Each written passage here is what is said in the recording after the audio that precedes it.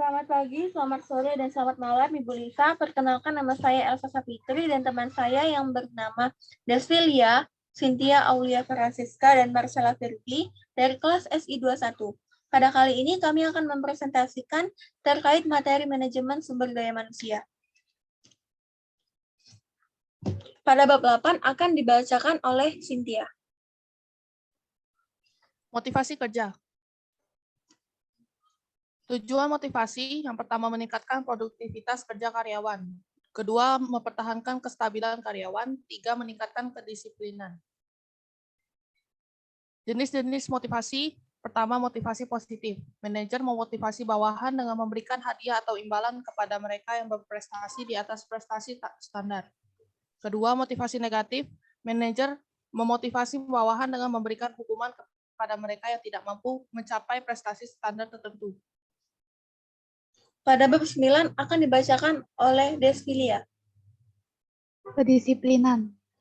Kedisiplinan merupakan kesadaran akan sikap seseorang yang secara sukarela menaati semua peraturan dan dasar akan tugas dan tanggung jawabnya, bukan atas paksaan. Disiplin kerja merupakan suatu alat yang digunakan oleh manajer untuk berkomunikasi dengan karyawan agar mereka bersedia untuk mengubah suatu perilaku serta sebagai suatu upaya untuk meningkatkan kesadaran dan kesediaan seseorang menanti semua peraturan perusahaan dan norma sosial yang berlaku. Pada bab 10 akan dibacakan oleh Marcella Firdi. Mutasi dan promosi. Definisi mutasi. Mutasi merupakan suatu perubahan posisi atau jabatan atau tempat atau pekerjaan yang dilakukan baik secara horizontal maupun vertikal, baik secara promosi maupun demosi di dalam suatu organisasi. Tujuan mutasi yaitu yang pertama untuk meningkatkan produktivitas karyawan, yang kedua untuk menciptakan keseimbangan antara tenaga kerja dengan komposisi pekerjaan atau jabatan, yang ketiga untuk memperluas atau menambah pengetahuan karyawan.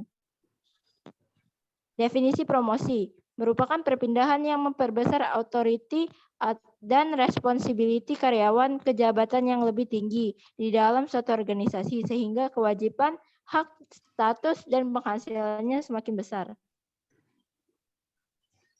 Tujuan promosi yang pertama untuk memberikan pengakuan jabatan dan imbalan jasa yang semakin besar kepada karyawan yang berprestasi kerja tinggi.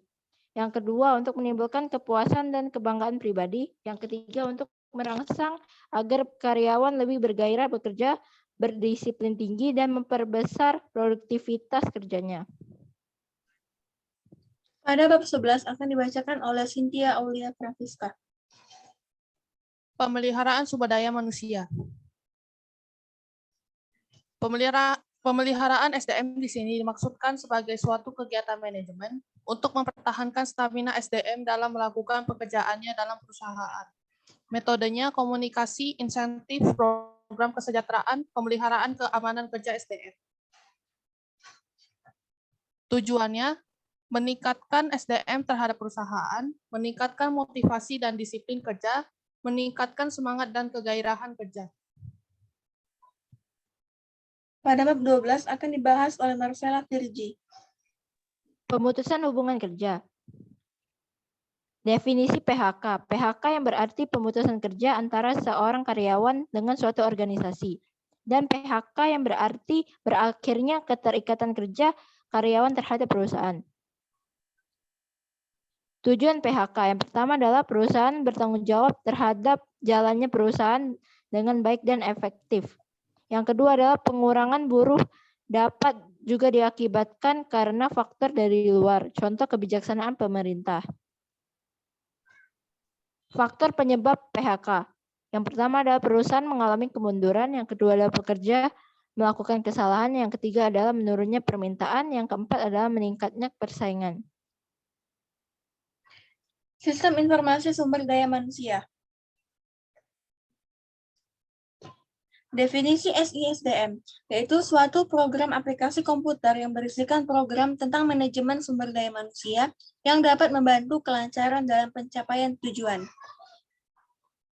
Bentuk model data, yang pertama, perencanaan sumber daya manusia, yang kedua, administrasi personalia, yang ketiga, kompensasi dan benefit. Sistem manajemen SDM. Terdapat subfungsi SDM serta tujuan organisasi, yaitu produktivitas, laba, ROI, serta moral karyawan. Keterikatan SI-SDM.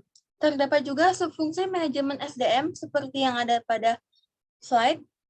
Lingkungan, yaitu legal, politik, dan sosial. SI lainnya seperti asuransi, dana pensiun, dan konsultan pajak. Serta ada juga proses manajemen kinerja, yaitu pengembangan, diversifikasi, merger, dan akuisisi. Baik, begitulah hasil presentasi kami pada kali ini. Lebih dan kurangnya kami mohon maaf. Kami ucapkan terima kasih.